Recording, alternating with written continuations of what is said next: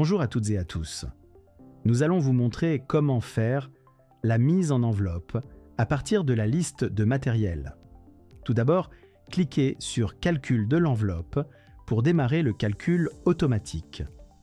La fenêtre de calcul de l'enveloppe s'ouvre pour compléter quelques paramètres.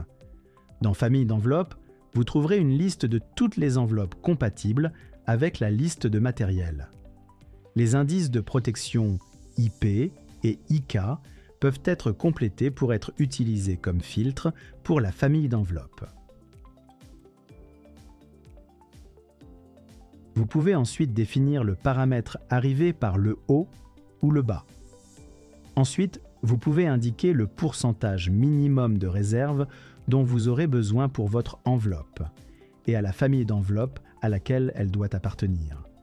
Dans cet exemple, nous avons besoin d'au moins de 20% de réserve et il doit s'agir d'une enveloppe en saillie Vega D. Cliquez sur Suivant. Un type d'enveloppe est proposé. Vous pouvez ensuite indiquer si vous avez besoin d'une porte. Elle sera ajoutée à la liste de matériel. Si vous cliquez sur Prévisualisation, vous pouvez avoir une vue d'ensemble de l'enveloppe.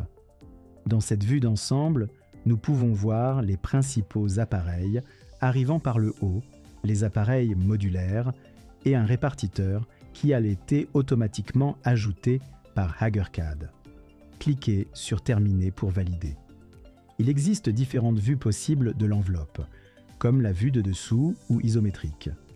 Vous pouvez également regarder l'aperçu avec ou sans porte, ou face avant. Nous allons maintenant ajouter des borniers. Pour ce faire, cliquez sur Schéma. Certains borniers n'ont pas encore été calculés. Pour ce faire, cliquez sur Calcul bornier. Cette feuille de calcul contient la liste de tous les borniers du schéma, mais sans référence. Cliquez sur Ajouter des borniers pour ajouter les références, et nous pouvons voir les références ici. Un nouveau calcul qui inclut les borniers doit être lancé. Pour ce faire, cliquez sur Enveloppe et démarrez le calcul de l'enveloppe. Vous pouvez trouver les mêmes paramètres comme vous l'avez déjà fait. L'IP, l'IK, la réserve minimale. Cliquez sur Suivant. La position des borniers doit être indiquée. Elle peut être modifiée vers le haut ou vers le bas. Cliquez sur Suivant. J'ai opté pour une porte pleine. Cliquez sur Prévisualisation pour avoir un aperçu de l'enveloppe.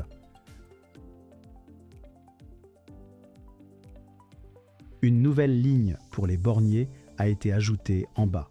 Cliquez sur Terminer. Le calcul de l'enveloppe est terminé. Pour revenir à la liste de matériel, cliquez sur Matériel. Les borniers, l'enveloppe, la porte et tous les accessoires ont été ajoutés à la liste de matériel.